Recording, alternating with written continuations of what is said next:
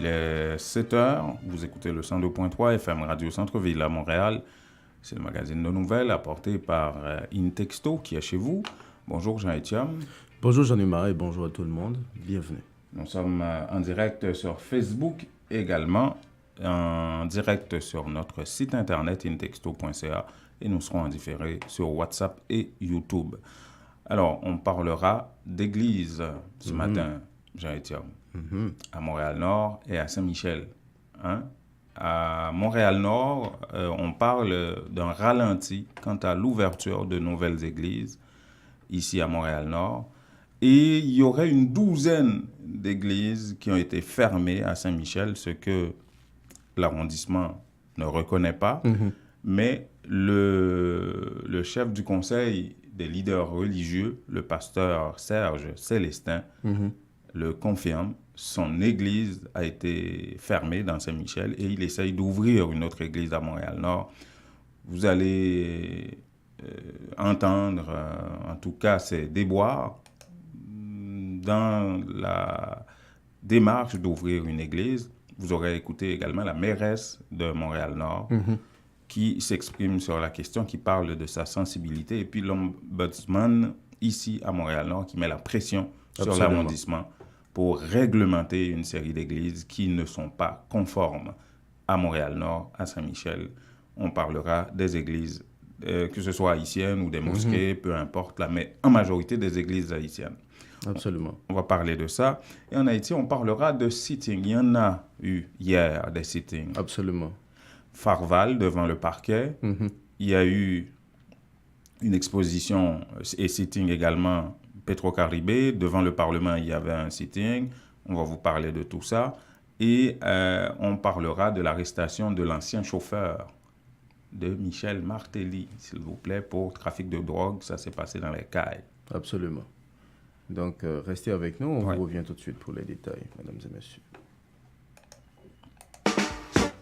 Christin Automobile, spécialiste de Chevrolet Buick GMC depuis 61 Pointe-aux-Trembles au 12011 Sherbrooke Est, vous offre 0% d'intérêt sur le modèle de 2018 jusqu'au 31 août. Des petits modèles de camions, neufs et d'occasion de toutes les automarques. Appelez Vince Suivrain directement au 438-501-6889 ou au bureau 514-640-1050.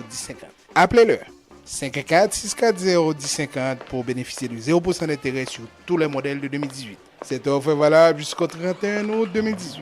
Certaines conditions s'appliquent. La direction générale de Radio Centre-Ville et du Centre interculturel L'Auditoire est fière d'annoncer au public en général et aux auditeurs en particulier que dorénavant, le dernier samedi du mois de mars est retenu pour le gala annuel du 102.3 FM. Oui, la vraie soirée de la diversité culturelle à Montréal va enfin avoir lieu. Lusophone, hellénique, hispanophone, anglophone, francophone, arabophone et créolophone se donnent rendez-vous sous un même toit dans une ambiance féerique afin de donner vie à 5 FM, la vraie radio de la diversité au Québec. La fête va être belle. Les temps deviennent de plus en plus difficiles. Dès que possible, vous devez économiser pour de meilleurs lendemains. Unitransfert vous présente la solution Direct Transfert pour les raisons suivantes. Vous êtes certain que votre argent est déposé directement à la Unibank sans passer par des inconnus. Les bénéficiaires ont accès à leurs fonds rapido presto aux succursales de la Unibank, plus grande banque commerciale établie partout en Haïti. Vous recevez une prime, un bonus. Ne les gardez pas avec vous. Pour ne pas tout dépenser, économisez un peu. Faites un direct transfert sur votre compte à la Unibank. Lorsque vous voyagez en Haïti, votre argent vous attendra sans embâche. Donc, beaucoup moins de casse-tête. Invitez vos parents et amis en Haïti à ouvrir un compte à la Unibank. Il vous sera plus facile de les encourager à économiser. Pour plus d'informations, contactez Unitransfert au 514-852-8648. Unitransfert, nous rapide, nous garantit et puis, moun ba besoin qu'on affaires.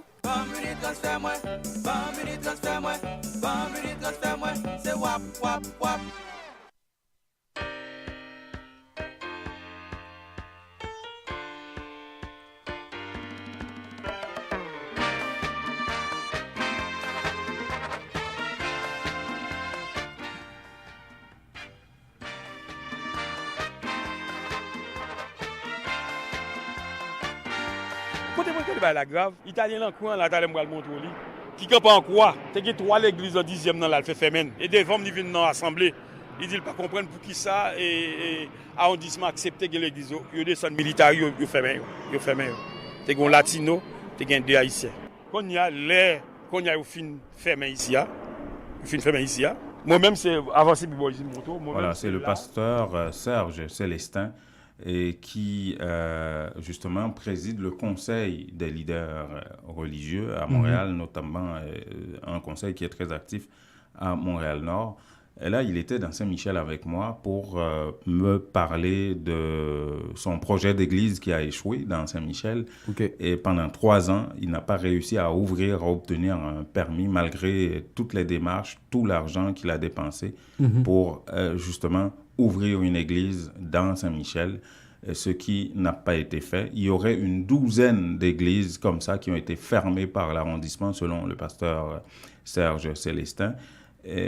Mais Intexto a contacté l'arrondissement et par courriel, une porte-parole, Mme Vanier, nous a répondu que non, l'arrondissement n'a fermé aucune église. Effectivement, il y a par moment des citoyens qui viennent s'enquérir afin de savoir si tel lieu, tel endroit est propice pour ouvrir un lieu de culte. Et quand ce n'est pas le cas, ce n'est pas un refus nécessairement. Mais qu'est-ce qui justifierait, je ne sais pas, ce refus, cette forme de refus pour l'ouverture des églises dans le cas de Pasteur Célestin, que je maîtrise mieux et qu'il m'a expliqué, en fait, c'est qu'il y a eu une opposition d'un certain nombre de gens, soit de commerçants, des gens du quartier où ils voulaient ouvrir l'église, qui se sont opposés, malgré il y a eu vice de procédure selon lui au niveau de l'arrondissement, mais il y a eu une pétition d'une trentaine à peu près de citoyens et de commerçants du quartier sur la rue où il voulait ouvrir son église et qui ne voulaient pas ça. Lui, il a obtenu une pétition de 112, plus de 100 personnes en tout cas, de signatures qui étaient en faveur de l'ouverture de l'église. Et malgré tout, ça n'a pas fonctionné, selon lui. Mais il y a beaucoup de problèmes, pour répondre véritablement à ta question, Jean-Étienne, il y a beaucoup de problèmes de sécurité par rapport à certaines églises. Il y en a beaucoup, on ne sait même pas combien est-ce qu'il y en a. Et en 2013, sous l'ancienne administration, on avait recensé ici à Montréal-Nord une 60aine d'églises. Mais selon le pasteur Célestin et selon la ville, il y en aurait beaucoup plus même. Parce qu'il y a des églises qui fonctionnent sans pignon sur rue, qui ne s'affichent pas, mais qui fonctionnent quand même dans des endroits. Et des endroits qui sont contigus, des endroits où il n'y a pas de sortie de secours, où il n'y a pas nécessairement de place de stationnement. Ça provoque beaucoup de problèmes. Et il y a l'ombudsman de l'arrondissement de Montréal-Nord qui, justement, mettait la pression depuis quelque temps sur l'arrondissement afin de réglementer un certain nombre d'églises qui n'étaient pas conformes. Et là, actuellement, la mairesse, Christine Black, dit, bon, écoutez, c'est un problème qu'il faut adresser, mais j'ai une sensibilité par rapport à ça. Et elle dit qu'elle est un peu coincée. On va l'écouter. J'ai une sensibilité très forte à cette situation-là parce que je sais à quel point pour plusieurs des citoyens de Montréal-Nord, c'est important d'aller justement à l'église, de pouvoir justement se retrouver avec ses pairs, etc. Et de pouvoir exercer finalement sa religion comme chacun le souhaite. Alors dans ce contexte-là, on se retrouvait vraiment dans une situation où on était un peu coincé. C'est-à-dire que l'ombudsman d'un côté donnait des pressions à l'arrondissement pour qu'on régularise les dossiers et en même temps, moi, je ne souhaitais pas qu'on ferme tous les lieux de culte qui ne sont pas conformes du jour au lendemain. Je trouvais que c'était irrespectueux de faire ça de cette façon-là. Alors, dans cette logique-là, depuis que je suis arrivée comme mairesse, on a fait beaucoup de démarches avec, justement, plusieurs pasteurs et, entre autres, avec le Conseil des leaders religieux, qui est une organisation, finalement, qui est assez unique à Montréal et qu'on a ici. Là, on a la chance d'avoir cette organisation-là à Montréal-Nord qui regroupe plusieurs responsables, finalement, des lieux de culte, que ce soit les évangéliques, les catholiques, les mosquées, etc., et qui permet d'avoir un lieu d'échange, justement, pour pouvoir et regarder où est-ce qu'on en est sur ces dossiers-là ou sur d'autres dossiers également, là. Donc, c'est un acteur que l'arrondissement interpelle.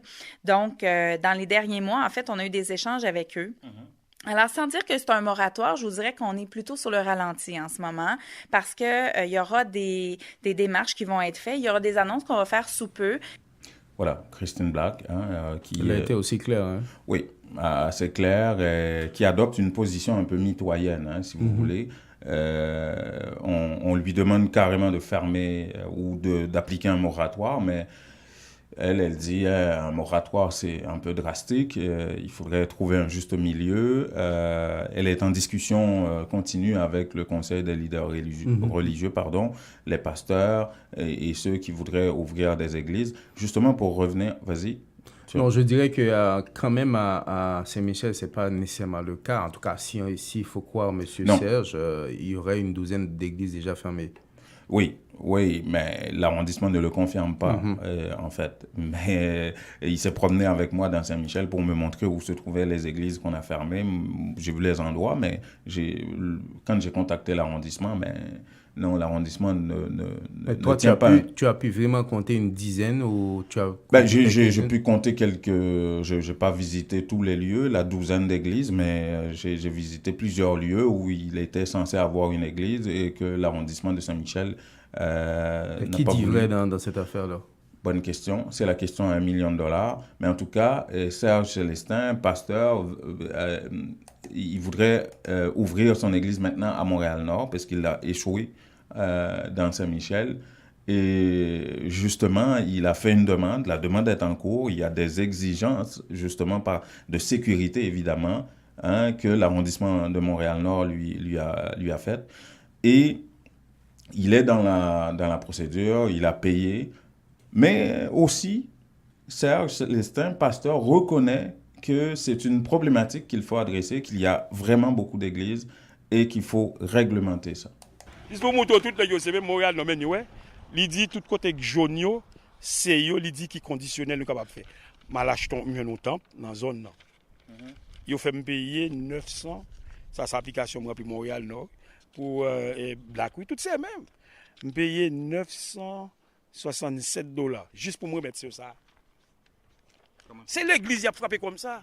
$967. Pourquoi? Pour demander. Que répondre que pas répondre, ou perdre l'argent, pas de réclamation. À chaque fois, on demande. Oui, $967. Okay. Quand il a fait demande, non, c'est accepté. $967. $967. Pour demander, non. Mais demande l'accepter. Il va pas accepter, c'est marrant. C'est ça, Abdoula. Depuis c'est l'église, l'homme parler pour occuper. Mais il y a un pile l'église. Est-ce que vous êtes d'accord que il y a un pile l'église? Oui, je suis d'accord. Sur ce sens, il n'y a aucun problème avec ça. Mais sauf que il faut chercher un moyen, puis ouais, que l'église qui respecte les normes, qui l'église, c'est comme une église vraiment qui méritait, puis tu as fermé, mais c'est pas rôle, pas devoir demander pour fermer. Mais sauf que moi, j'ai un local là qui a vendu, et puis qui est dans la zone, il a ville accepté dans la zone là. Quand il y a ça, il y a un parking, il y a et plan d'urbanisme. Bon, je prends un architecte, je paye $1,500 pour faire un plan, tout ça, je mettre dans la ville de Montréal-Nord. Voilà, mais ce n'est pas fini, parce que l'immeuble qu'il a acheté à Montréal-Nord, il y avait apparemment une station d'essence là-dedans, ou en tout cas une activité, un commerce qui faisait en sorte que le sol était contaminé. Et l'arrondissement lui a dit, écoutez, pour la sécurité des gens qui vont venir à l'église, et c'est de la responsabilité de l'arrondissement de veiller à ça, et lui a demandé de s'assurer que le sol soit décontaminé. Donc, il y a un processus qui est en cours actuellement. Même le ministère québécois de l'Environnement est impliqué là-dedans. Actuellement, le dossier est au niveau du ministère de l'Environnement. Et ça traîne, et il n'a toujours pas de réponse pour ouvrir son église. Okay. On fait une première inspection là-dedans, le propriétaire fait une première inspection là-dedans, l'excavation, l'enlevé à 20 cm. Il bat le ministère de l'Environnement rapport. Le ministère de l'Environnement dit que la terre a été contaminée. Quand ils font une deuxième excavation, ils ont enlevé à 200 cm. Mais le propriétaire a fait, elle pas soumettre la ministère de l'Environnement. Quand il y a la ville de Montréal, il n'est pas capable de décider si il y a un public qui a entré dans le local là, l'autre bord. Il faut que je vote des documents. Ça fait 3 mois, documents là, mais le ministère de l'Environnement, Pas de signe, pas de rapport, rien du tout. Pas aucune réponse. Rien, juste qui me dit que recevoir réception, accusé réception des documents, et puis c'est tout. C'est l'église, depuis c'est l'église qui a un problème. Non, c'est pas. Non, vous êtes d'accord avec moi. Vous êtes d'accord avec moi tout que il y a trop et qu'il va falloir réglementer ça. L'église va y avoir trop. L'église font travail. Il faut même encore yo conscient qu'il travaille l'église fait. Yo conscient qu'il travaille l'église fait. Mais sauf que peut-être qu'il y a des églises qui manquent les normes, Ça vous savez en ce sens. Oh, voilà. François, bonjour. Allô? François. Allô? Oui. Ça va? T'es à l'église là ou quoi? Ça va bien, j'espère que ça va bien pour tout le monde. Oui, tu es à l'église, tu es en train de prier, c'est pour ça que tu ne nous attendais pas? Non. Ah non. Moi, je pense que l'ombudsman est quand même sur la bonne voie. Ok. Ça veut dire qu'il faut mettre de l'ordre parce que ça devient vraiment presque une activité de business et je pense que là, on doit faire quelque chose. Je ne dis pas que tous les pasteurs font la même chose, mais il y a un désordre à ce niveau-là. On doit mettre de l'ordre dans le système. C'est pas normal qu'on puisse avoir tout ça. Il faut que les gens aillent travailler. Et puis, je ne pense pas qu'une église est un business. C'est ça que je pense. Alors, pour ton église, je ne sais pas ce que tu vas faire, mais c'est... François, je crois que tu t'es trompé de personne François, en matière d'église. Je suis un... François... C'est lui qui a dit... Oui, il va là maintenant qu'il me pose la question. Oui, voilà. je pense qu'à un certain niveau, tu as vraiment raison de croire qu'il faut respecter les normes. Mais ce que je ne comprends pas, il faut que ça soit aussi clair pour tout le monde. Si l'ombudsman ou bien la municipalité a de nouvelles réglementations, que ça soit clair. On ne peut pas faire courir les gens dans toutes les directions alors que vous ne voulez pas faire ça, que ça soit clair. Voici les nouvelles... À Montréal-Nord, c'est plutôt clair. Mais c'est... À Saint-Michel, on ne sait pas trop. Mais c'est ça. Mais je ne pense pas que c'était pas clair. Peut-être que le pasteur Serge n'avait pas maîtrisé comment ça se passe à Montréal. Aucune des conditions. Aucune des conditions. Au moment des élections, ils vont aller dans toutes les églises pour mobiliser les gens. C'est ça aussi. C'est pourquoi ils ne veulent pas éclaircir les choses non plus. Aucune des conditions que pasteur Serge a expliquées là n'est pas nouvelle. C'est valable pour toutes les églises. En tout cas, ceux qui sont légales ici à Montréal. Peut-être ceux qui ne sont pas légales, ce sont des églises souterraines, oui, mais c'est valable, les parkings, les toilettes, tout ça, c'est valable pour toutes les églises à Montréal, non. Mais à Saint-Michel, on dirait qu'on ne sait pas trop comment ils veulent gérer tout ça, en tout cas. En tout cas. Ouais. Alors, on sort de cette situation de crise pour parler d'une autre situation de crise. Oui, c'est la fin de la messe, là. Oui, tout à fait. Il s'est mis ça S. Bon. Alors, on dit que les conservateurs, actuellement, ils sont en tournée au Canada pour parler de la situation de crise en immigration. OK. Le parti est en train de mener une vaste consultation intitulée « Le chemin vers le Canada ». Dans le cadre de cette consultation, ils vont présenter des positions en matière d'immigration. Okay. Mais il fera également le plein d'idées auprès de la population, histoire de pouvoir définir sa stratégie en vue des prochaines élections fédérales. C'est la porte-parole conservatrice en matière d'immigration, Mme Michelle Rempel, le député québécois Gérard Deltel, un tir à boulet rouge sur le gouvernement libéral de Justin Trudeau et son approche envers les nouveaux arrivants et les demandeurs d'asile. Okay. Alors, définitivement, les conservateurs commencent leur campagne et l'immigration va devenir un enjeu important. Alors, ils vont faire le tour du pays pour essayer d'expliquer à la population comment Justin Trudeau a mal géré le dossier des demandeurs d'asile et de l'immigration en tant que telle. Et en même temps, on va voir ce que la population va dire, ce qu'on aimerait avoir.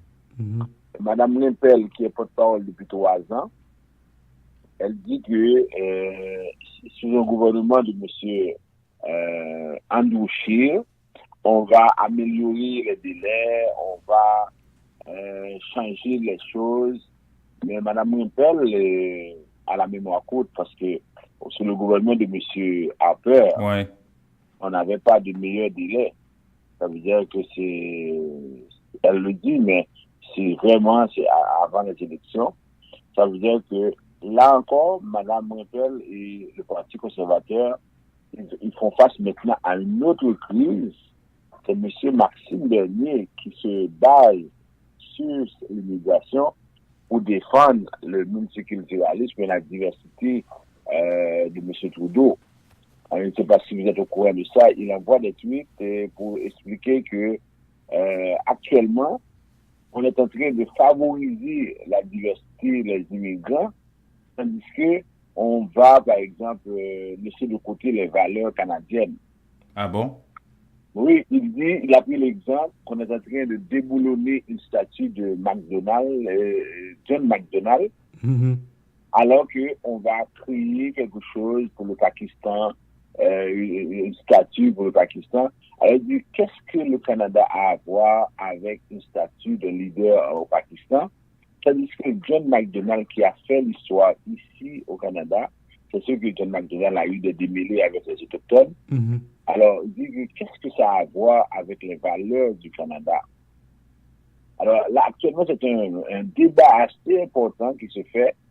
Est-ce que, d'abord Maxime Bernier, est-ce que le Canada devrait respecter ses propres valeurs et puis ne pas, par exemple, se lancer comme Justin Trudeau le fait, de montrer devant les caméras que le Canada est ouvert, donner toute la priorité aux gens venus d'ailleurs. Vous voyez, aux gens venus d'ailleurs. C'est-à-dire que l'expression est bien choisie par M. Maxime Bernier. C'est comme on disait dernièrement, même si on a passé 15 ans, 20 ans ici, même si on est citoyen comme Maxime Bernier, mais on reste quelqu'un venu d'ailleurs. Oui, c'est comme ça dans le. Vous voyez? Alors, ça veut dire que c'est sûr que le chef Andouchi n'est pas d'accord. Déjà de l'air des conservateurs. Mais lui, il vient d'où, M. Bernier? Il est autochtone, probablement. C'est du ciel qu'on a projeté sur la terre du Canada. Il est autochtone, lui? Il fait partie des Premières Nations? Alors, ça veut dire que là, maintenant, c'est un gros débat qui se fait. Okay. Et le Parti libéral en profite.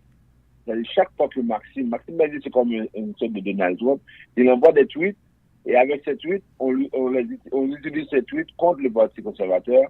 Et Andouchi, le chef, dit non, Maxime Bernier n'est pas un membre, n'est pas un cadre officiel du parti. Ah bon? Oui. Sérieusement, là. Un problème.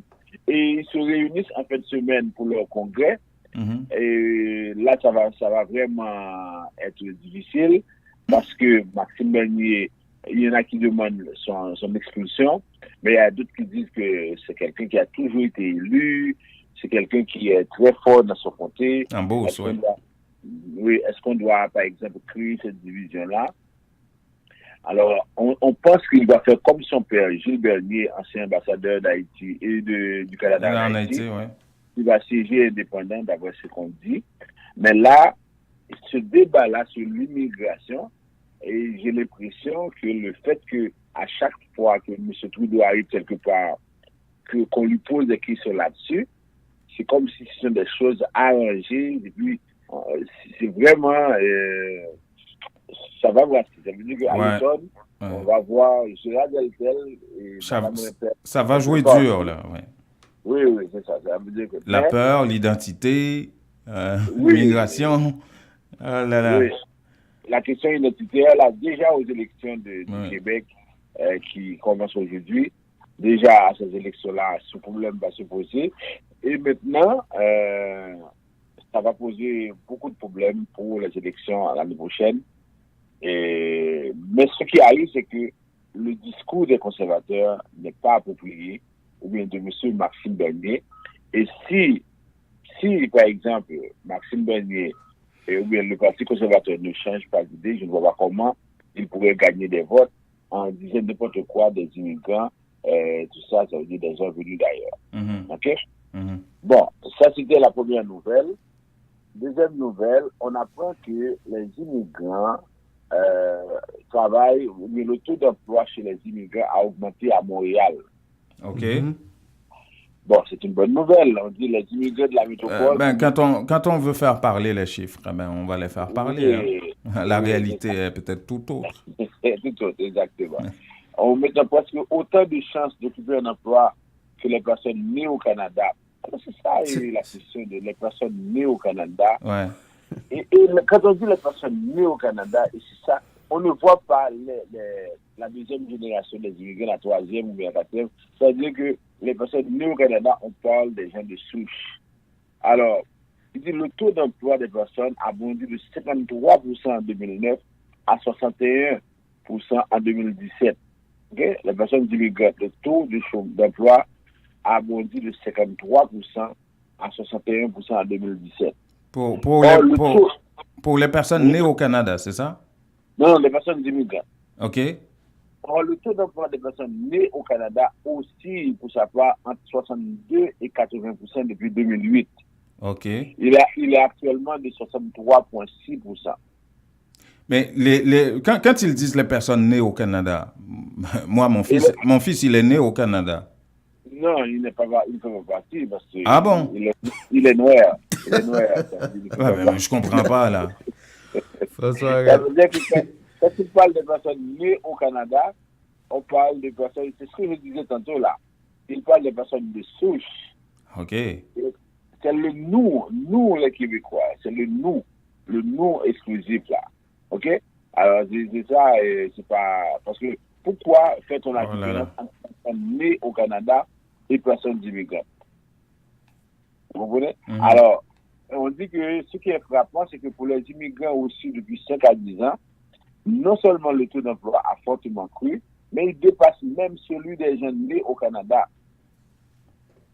Oh là là. OK? On dit que pour ces immigrants, le taux est de 71% selon l'étude. Alors, comme tu disais, Jeanne-Emma, oui, si on fait parler les chiffres, c'est très beau et c'est parce que tout le monde qui travaille, mais dans la réalité, on peut dire oui, pour les gens qui sont qualifiés, on voit qu'il y a une tendance, on voit effectivement qu'on tient compte de ces gens-là, il y a beaucoup d'efforts qui ont été faits, mais c'est pas encore la situation rose où pratiquement on dit que ça fonctionne très bien, il n'y a pas de problème, non, mais c'est ça. Alors, et par exemple, le taux de chômage toujours plus élevé, en tout cas pour les immigrants de la région de Montréal. Et puis, on dit que, selon Statistique Canada, le taux d'emploi est le rapport entre le nombre de personnes occupant un emploi sur le total de la population âgée de 15 ans et plus, alors que le taux de chômage est le rapport de la population sans emploi, mais activement à la recherche ou en attente de nouvel emploi sur la population active. OK? C'est ça, on l'a défini. Bon. Alors, on espère que vraiment les gens vont continuer à travailler. Quand on sait que, par exemple, on parle le Québec, on dit qu'il est plus facile pour quelqu'un anglophone de trouver du travail qu'une personne francophone. Et on dit que quand on voit, par exemple, la différence entre les personnes formées et les gens nés ici, c'est-à-dire généralement les immigrants sont 5 fois, 10 fois mieux formés que les personnes nées ici. Et malgré tout, ils ont un taux de chômage plus élevé. Tandis qu'en Ontario, si ces mêmes immigrants étaient en Ontario, ils seraient à égalité avec les gens de souche. Ouais. Vous voyez, alors que c'est vraiment difficile au Québec, on ne sait pas pourquoi. Le Québec est très protectionniste, il veut conserver ses emplois pour les gens nés ici, tandis qu'au niveau de l'Ontario, il n'y a plus d'ouverture à ce moment-là. Dernière nouvelle pour terminer, c'est la crise migratoire au Venezuela. Ça mobilise les pays de la région. Je vous avais dit que l'Équateur reçoit près de 4000 personnes par jour. Par jour? On a la Colombie, on a d'autres pays qui reçoivent beaucoup de Vénézuéliens. Alors là, maintenant, il y a une réunion qui va s'organiser, parce que le ministre équatorien des Affaires étrangères, OCANCA, a fait savoir. Il a dit que on doit se rencontrer. La rencontre va se faire à Quito et ça va réunir l'Argentine, le Brésil, la Bolivie, la Colombie, le Costa Rica, le Chili, le Mexique, le Pérou, le Paraguay, le Panama, la République dominicaine et l'Uruguay. On dit qu'il y a déjà 2,3 millions de Vénézuéliens, excusez, qui ont déjà fui le pays pour aller en Colombie, en Équateur, au Pérou et au Brésil. Alors, on dit que là, il faut trouver une solution parce que déjà au Brésil, ces gens-là sont très, très nombreux et ça crée des obstacles administratifs. Alors là, on se réunit pour voir comment on peut faire quelque chose. Mais ce qui arrive, c'est que le pays s'enlise dans une situation misérable et un pays qui produit le pétrole et qui donne, on a par exemple des pannes de courant électrique, les gens vivent dans le noir. Imaginez un pays qui produit le pétrole n'arrive pas à électrifier certaines villes. Ouais. Ah, c'est incroyable, ça veut dire que... Ah, la politique. Hein. La politique, c'est ça. Alors, si vous voulez vous en parler, ouais. C'est tout pour aujourd'hui. Ben, merci beaucoup. Parler de service. Oui, voilà, demain c'est vendredi. Merci beaucoup François Jean-Denis, qui dirige la firme Vision Max Service. Vous pouvez voir ses coordonnées à l'écran sur Facebook. Vous écoutez le magazine Nos Nouvelles. On est le jeudi 23 août. Vous dormez mal la nuit? Votre matelas vous donne des maux de dos? Eh bien, la Maison du Matelas Confort Plus a le somnifère pour vous. En plus des matelas confortables, vous trouverez chez Confort Plus tous les électroménagers à des prix d'entrepôt. 3 adresses pour vous servir. 5600 Henri Bourassa Est, local 34, téléphone 514 315 46 48. Au 6425 Boulevard Léger à Montréal-Nord, téléphone 514 321 53 98 et au 2940 rue Remembérance à La Chine, téléphone 514 658 93. Votre confort est à la Maison du Matelas.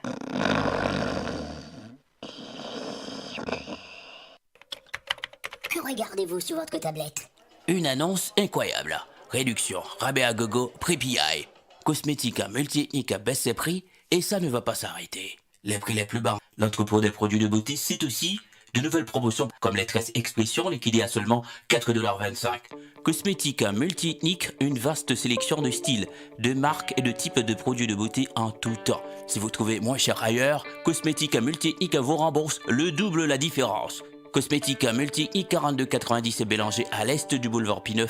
Téléphone 514 89 549. J'adore Cosmétique multi-ethnique. La beauté à petit prix, ça marche. Ou al fait affaire avec une compagnie de graines gauche tête bobèche pour régler dossier immigration au Canada pour te faire économie bout de chandelle ou à venir plein on prend refus parce que dossier mal préparé, formulaire t'es mal rempli ou même qui te voulait ça me t'es parlé. Tu vois, pour le même genre de dossier, Ti George WhatsApp, Fanny, Madame Joe Facebook et moi-même avions tous obtenu satisfaction pour avoir fait affaire avec Vision Max Service, cabinet spécialisé en immigration. Vous qui rêvez d'immigrer, d'étudier au Canada ou tout simplement de visiter le pays, Vision Max Service. Vous comptez demander un super visa, venir investir ou vous établir en tant que travailleur qualifié. Vision Max Service, un label de qualité. Vision Max Service, c'est le travail de professionnels qui étudient, traitent, suivent votre dossier. Ils vous conseillent, vous encadrent, vous accompagnent dans toutes vos démarches pour des résultats 100% excellents. 273 Lalu coin Ruelle Vaillant, Port-au-Prince, Haïti. Téléphone 48 20 78 18, 22 09 76 82. Montréal 438 876 93 98.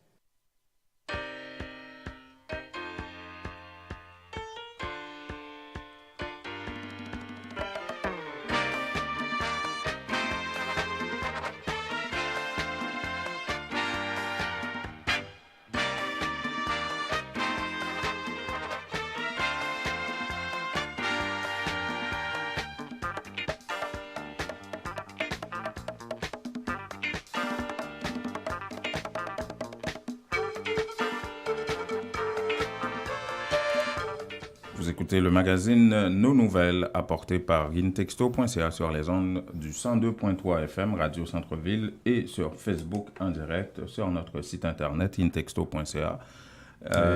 On va commencer avec une note plutôt... négative. Ouais. Triste, oui. Je dirais. Médecin, très, très réputé, ancienne présidente de la Croix-Rouge haïtienne, ancienne ministre de la Santé sous René Préval. Et la docteure Amédée Gédéon est morte à la suite d'un accident de la circulation qui s'est produit sur la nationale numéro 2 à hauteur des Cailles. Elle revenait de Jérémie en direction de Port-au-Prince avec un de ses fils, heureusement, qui a été blessé légèrement et qui n'est pas mort. Mais, par contre, son chauffeur est mort sur place. Hein. Oui, il y a un chauffeur qui est mort sur place. Ça a été une collision frontale, carrément. Et elle n'est pas morte sur le coup. Elle a reçu quelques soins au CAI et ensuite elle a été transportée à l'hôpital Bernard-Meuse à Port-au-Prince où elle est décédée. C'est le docteur Garnel Michel qui dirige la fondation Stop Accident qui a révélé l'information. Écoutons-le. Selon l'information que j'ai, c'est un chauffeur qui a mouru sur place. Il y a d'autres personnes qui sont blessés. Docteur Amédée, pratiquement, il a gagné des ruptures au niveau organe interne, parce que le livre de l'hôpital là, j'ai l'impression que il y a plusieurs organes qui étaient fracturés pour raclix, poilis, pour probablement même colon. Donc, c'est pour nous dire que dans l'accident autour, gros, ce choc qu'on prend, ça fait que même si on va gagner de grandes blessures, mais si on gagne des hémorragies internes, c'est des barrages qui fait qu'on ne peut pas résister, pas survivre à l'accident. En fait, l'accident, c'est sur route nationale numéro 2, l'étape sur Jérémie, mais c'est aux alentours des Cailles que l'accident s'est fait, sur route nationale numéro 2. Docteur, j'ai démonté pour compte dans la machine avec chauffeur ou bien tu as l'autre monde accompagné? Non, nous apprenons que tu as l'autre monde dans la machine, dont un petit garçon qui est dans la machine, mais qui est heureusement pas grave, qui a des blessures, c'est information qui arrive à nous, donc voilà. Nous-mêmes. Bon.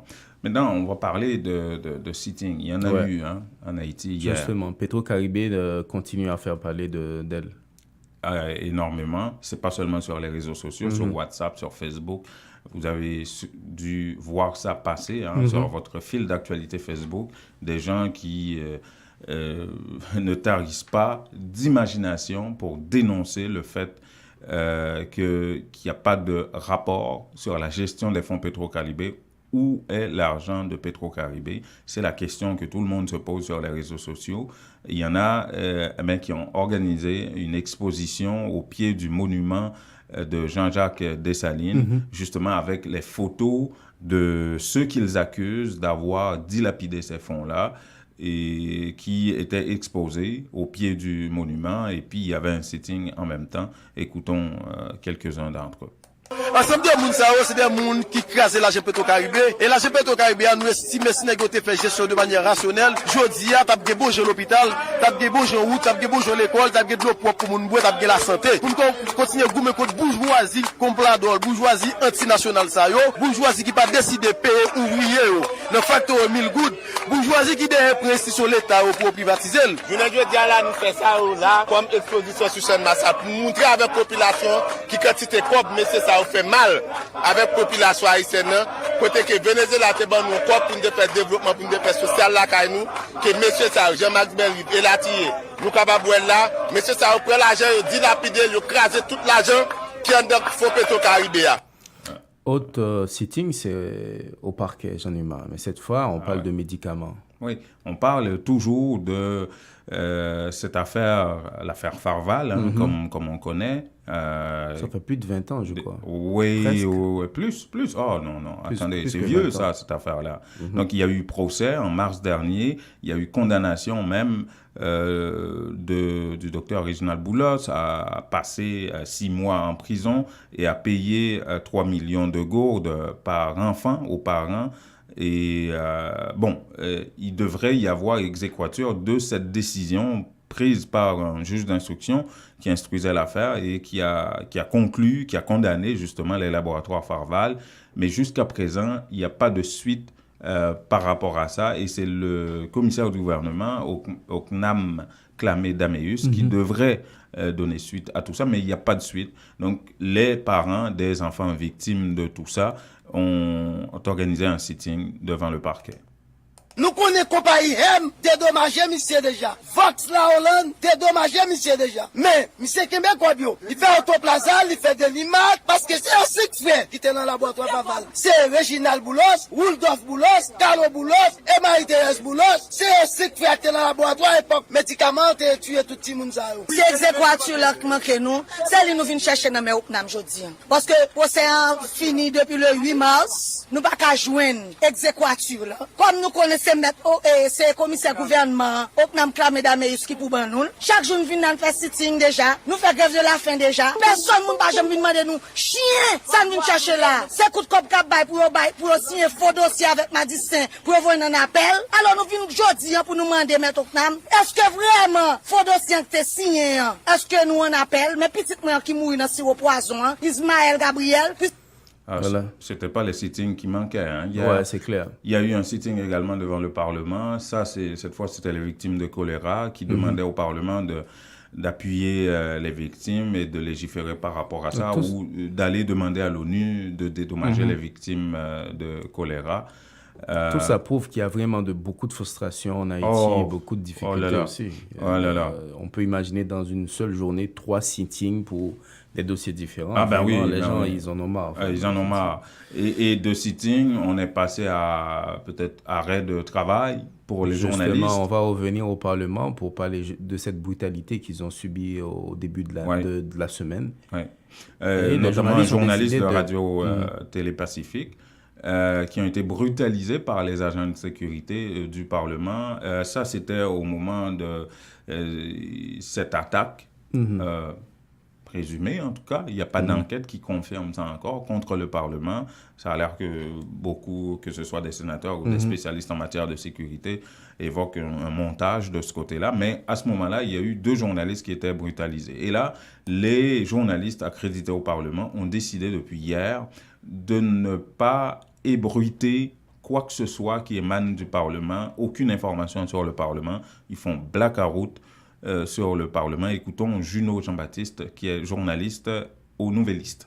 Nous pas sentiment en sécurité dans le Parlement, surtout dernier jour ça a vu avec menace qui a intensifié à l'endroit nous suite à des reportages que moi-même comme journaliste, que collègues moi, ça me s'il était fait tout sous les sous-privilèges qui accordaient à parlementaires, suite à tout un reportage du collègue de la Galaxie qui fait sous des employés qui travaillent en bas, qui ne peuvent régler rien, mais qui viennent, qui a des blagues, parler, discuter entre eux, et puis après, alcien pour y aller. Eh bien, c'est contexte à ça tout, parce que depuis, après reportage moyen, reportage Céline sous privilège parlementaire, après le reportage d'Elcine, agent de sécurité vient très violent, vient très menaçant envers nous. Le but, c'est journaliste parlementaire qui a rapporté, qui a parlé de privilège parlement, comme si parlementaire pas t'a donné privilège. C'est même journaliste qui a construit opinion contre le Parlement. Et ça, que l'agent de sécurité a reproché nous. Donc nous-mêmes, comme journalistes, nous pas sentir nous en sécurité. Donc nous disons, la tête 2 jours, nous pas descendre en bas, 2 jours, nous pas couvrir l'activité dans le Parlement. Il commence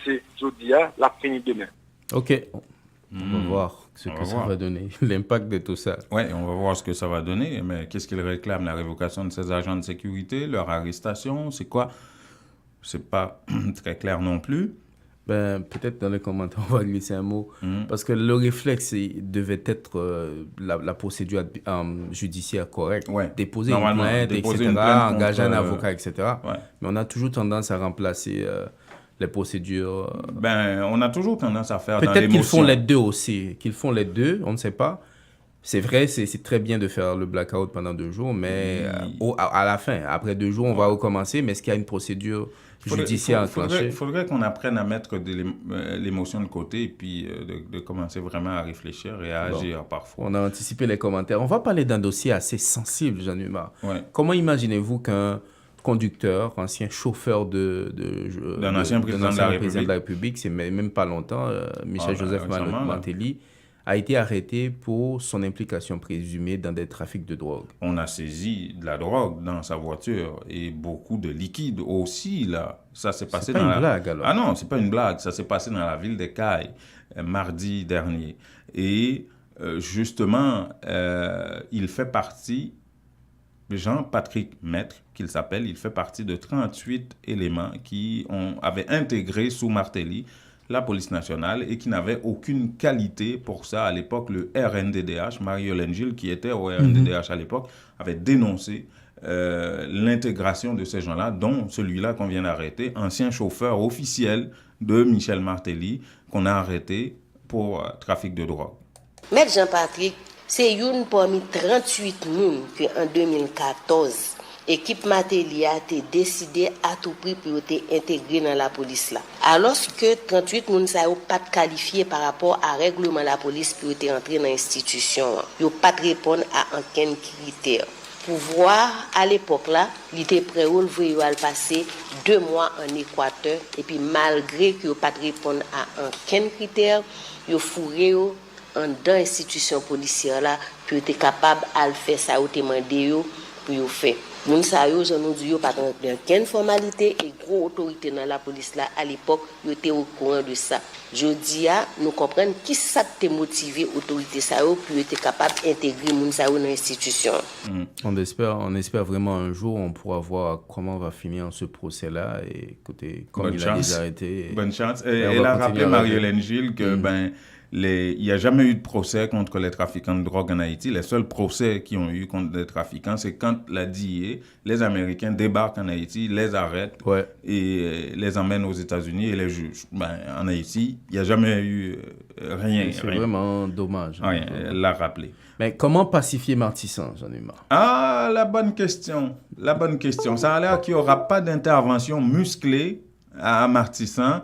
C'est l'organisation Viva Rio qui propose une idée et un projet avec ça aussi aux autorités haïtiennes de faire dans le communautaire et d'inviter plutôt la police communautaire haïtienne à investir Martissant et lancer un programme justement de pacification qui mènerait à la pacification. C'est un programme d'emploi en réalité, de formation et d'emploi et qui mènerait à la pacification de Martissant.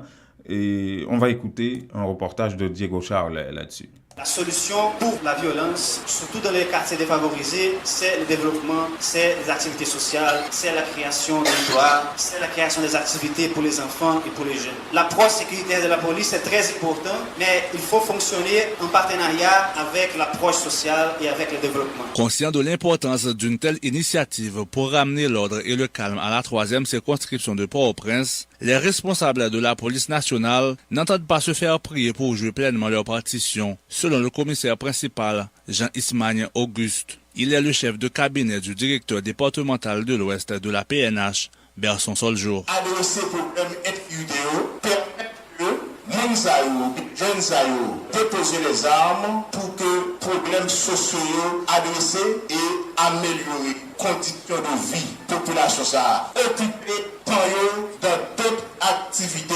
capables non seulement bon pour l'épanouissement même en tant qu'être humain mais pour développement. La PNH ne prévoit pas d'effectuer des opérations policières armées dans le cadre de l'implémentation du projet Martissant sans violence, a indiqué Jean-Ismagne Auguste, précisant que seule la police communautaire aura à y intervenir. Il demande en ce sens aux membres de cette unité de faire preuve de professionnalisme.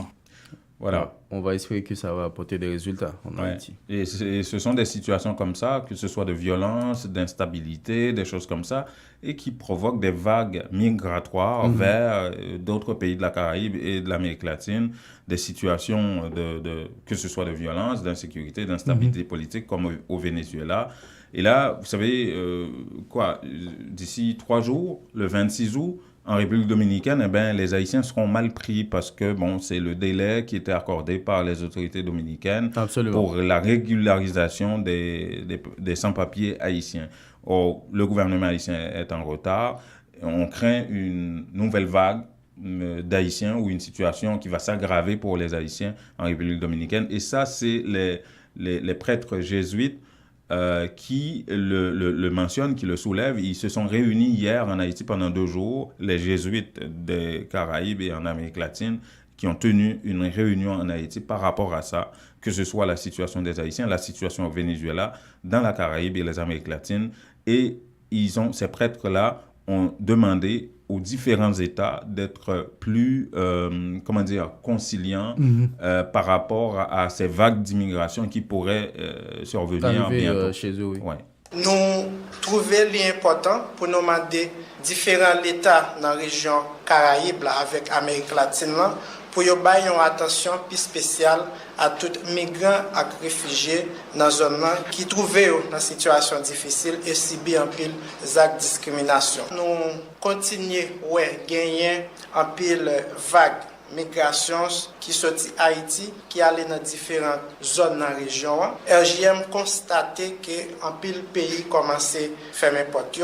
Et là nous considérons qu'à Chili et qu'on y a Argentine qui exigeait un visa pour Haïtiens. Là nous considérons tout expulsion migrants haïtiens avec Dominicains d'ascendance haïtien qui a fait chaque jour sur frontière haïtienne ou dominicaine et ça avec un pile violation droit monde. Dernière enquête qui fait sous population dans la République dominicaine révélé gagner un pile discrimination sous population migrante haïtienne avec dominicains d'ascendance haïtienne.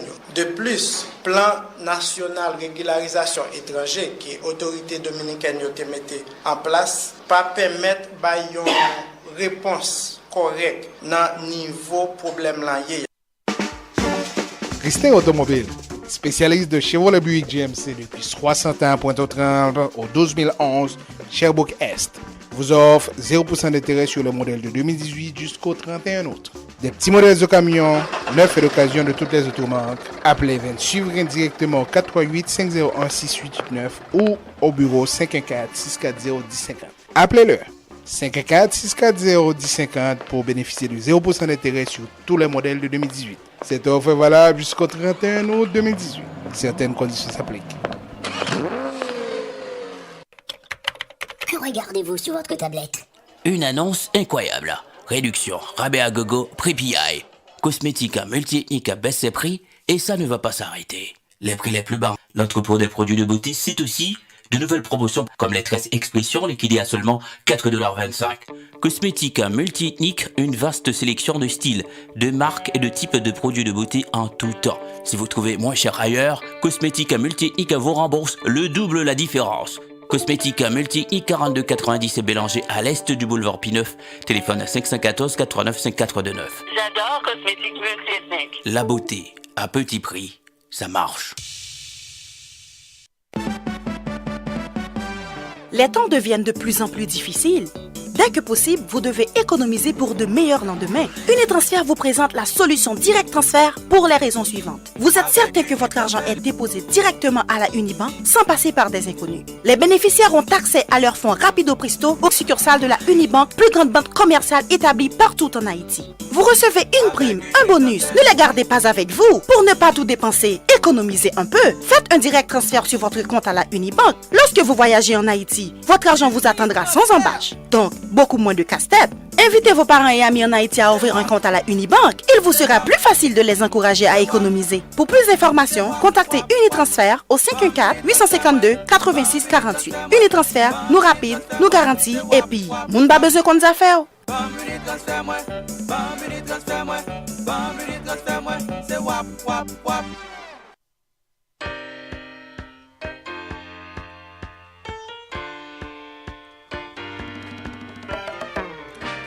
Voilà, 7h53, 53 ou 54, 53. Il ne faut pas être trop pressé.